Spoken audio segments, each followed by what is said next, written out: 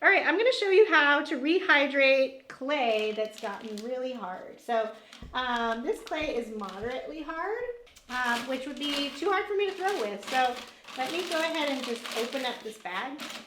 So you can see it's a little bit soft, but I wouldn't want to throw with that. So what I'm going to do, and you can even do this with clay that is fully dried out. You just need more water on the inside of the bag. First thing you have to do actually is make sure that your bag doesn't have a hole in it.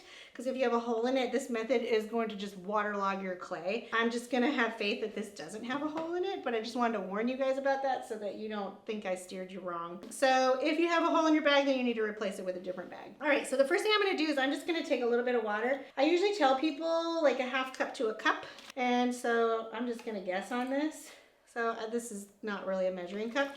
This is an old cup from my childhood, and I'm just going to go ahead and pour that water in.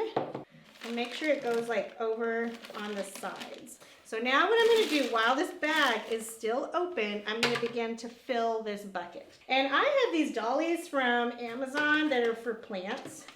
It can be nice to do this on one of those if you aren't somebody who wants to lift a heavy bucket to move it off in a corner. That's what I've got on this. All right, so I'm just going to go ahead and pour water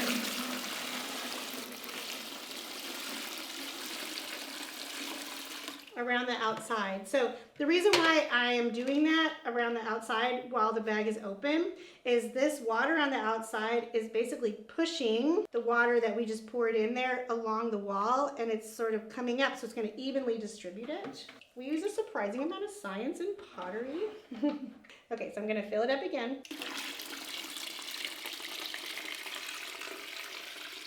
And I basically need to come up as high as my clay is. That'll be fine. Okay, so I got a little bit too much water in there. This is gonna be nice and wet.